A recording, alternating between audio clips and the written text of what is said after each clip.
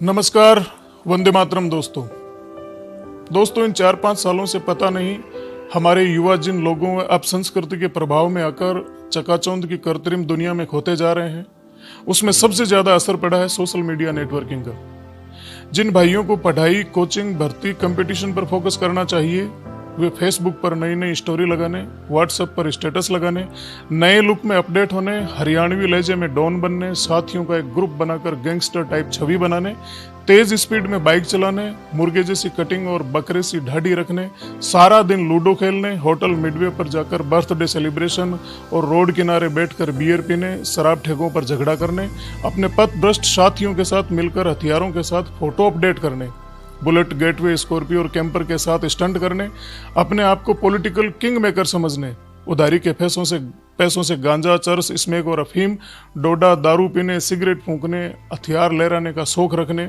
हरियाणवी भाषा में बात करने के प्रति ज्यादा झुकते हुए दिखाई दे रहे हैं। और इनमें से अधिकांशतः ग्रामीण पृष्ठभूमि के निम्न मध्यम वर्गीय किसान परिवारों के बच्चे हैं, जिनसे उनके परिजन उज्जवल भविष्य की उम्मीद रख रहे हैं। परंतु ये मुर्गा कटिंग वाले डीजे के डांसर अलग ही दुनिया में जा रहे हैं। यदि उनके परिवार वालों ने समय रहते इनको नहीं रोका तो इनका भविष्य अंधकार में हो जाएगा।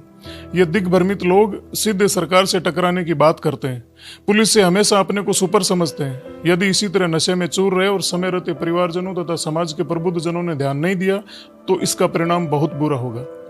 दरअसल वैसे ये कल्चर कमोबेश हर क्षेत्र में बढ़ती जा रही है और इसके पीछे जो लुभावनी चीज है वह है चमक दमक, अपने आप को सुपर बताने और दिखाने का आकर्षण।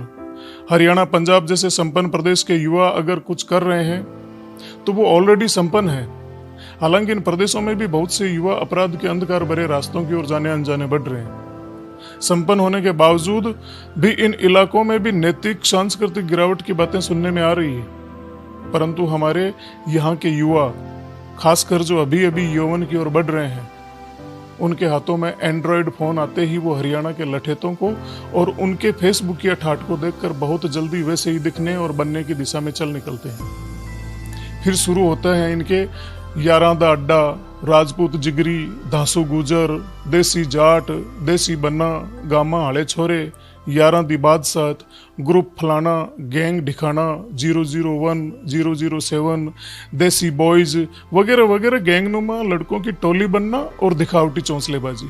काम के नाम पर माफिया लोगों के साथ सेल्समैनी, टोल प्लाजा पर काम, रॉयल्टी नाकों पर काम, जिनमें 5-7 हजार से ज्यादा कुछ मिलता नहीं, पर वहां फोगट की दारू और रोटियां मिल जाना, ये इनके लिए सबसे ज्यादा जरूरी है। और चकाचौंध की दुनिया, डोडा पोस्ट, अफीम तस्करों के प्यादे बनना जो सारा कैरियर बिगाड़ के रखती जा रही है। दूसरा कारण, लोकल राजनीति भी इस खेल में बहुत ज्यादा जिम्मेदार है।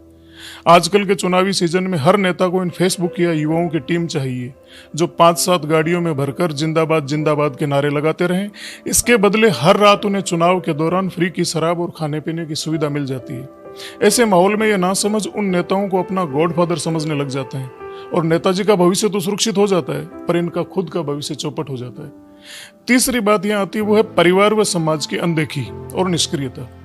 आज समाज और परिवारों में इतना विखंडन बढ़ गया कि अगर पता भी चल जाता है कि कोई गलत दिशा में जा रहा है तो भी हम कोई कदम नहीं उठा पाते। इसका एक कारण बुरा बनने से बचने की भावना भी है।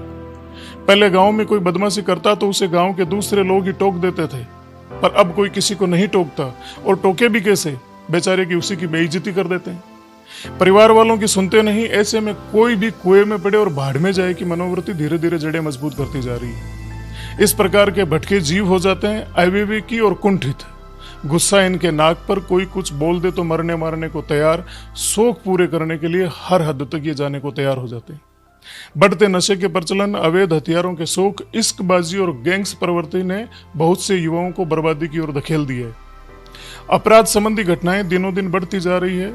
आने वाले समय में ऐसी घटनाओं की पुनरावृत्ति बार बार हो सकती है, ये संदेह है। अभी समय है हमारे पास कि हम सचेत और जागरूक होकर इस बर्बादी के रास्ते पर अंकुश लगा सकें। इसके लिए समाज के सभी जिम्मेदार नागरिकों को, हर पार्टी दल के राजनीतिक व्यक्तियों को, प्रबुद्ध जनों को, प्रशासन को, सबको जागरूक होकर उचित कदम उठाने ही होंगे। नहीं तो हमारा युवा वर्ग नकारात्मक मार्ग पर इतना आगे बढ़ जाएगा कि पछतावे के अलावा किसी के पास कुछ नहीं होगा। समाज के प्रत्येक जागरूक व संजीदा साथियों से मेरा विशेष आग्रह है कि शहर, गांव और ढाणी ढाणी तक जन जागृति अभियान चलाएं और यदि इस तरह का कोई भटका युवा साथी आपको मिल जाता है तो उसको किसी भी कीमत पर पुनः सामाजिक सरोकारों से जोड़ दीजिए। यदि आपके प्रयास से किसी एक युवा को भी समाज की मुख्य धारा में आपने जोड़ दिया तो यह अपने आप में समाज और मानवता की एक बहुत बड़ी सेवा हो जाएगी। आखिर में एक बात जिसे आपको जरूर जानना चाहिए दोस्तों, देश और प्रदेश में हम सब जातियों में बंटे हुए हैं और हर जाति का अपना एक संगठन है और हर संगठन में फॉर्च्यूनर और स्कॉर्पियो वाले नेता भी हैं जो अमूमन हर अनवांटेड जगहों पर दिख जाते हैं। ये पंचायत से लेकर प्रदेश स्तर तक आपकी जाति और समाज की एक अलग तरीके की मीटिंग का आयोजन कर चुके होते हैं। अमूमन ये समाज को एक राजनीतिक उज्जवलता दिखाने की या उज्जवलता देने की बात करते हैं, जबकि ऐसा होता नहीं है। ये आपको सीडी बनाकर अपनी विधानसभा में टिकटें ले आते हैं या पंचायत या जिला पंचायत के चुनाव जीत जाते हैं। लेकिन क्या आपने कभी ये सोचा है कि इन्होंने कभी भी किसी भी समाज के युवाओं को, जो भटके हुए युवा है, उनको वापस सही मार्ग पर लाने के लिए कभी आंदोलन किया हो या कभी समाज के प्रबुद्ध लोगों को एक जगह किया हो? आप उनसे सवाल पूछिए। अपने जाति समाज के जो नेता बने हुए हैं उन नेताओं से ये पूछिए जरूर कि समाज को राजनीतिक उच्चता देने के साथ साथ समाज के जो युवा जेलों में बंद है, जो गलत कर्मों की वजह से आज कानून से मारे मारे भाग रहे हैं, उनके लिए आपके विचार, आपके मन में किस तरीके के विचार है और किस तरीके का विजन है। देश का युवा, हर जाति का युवा इस देश के लिए संपत्ति है। समय रहते इस संपत्ति के लिए अपने कदमों को सही दिशा में बढ़ाइए। कहीं ऐसा ना हो कि सोचते विचारते बहुत देर हो जाए। आप सोचिए जरूर और अपने अपने नेता से पूछिए जरूर। नमस्कार, वंदे मातरम साथियों।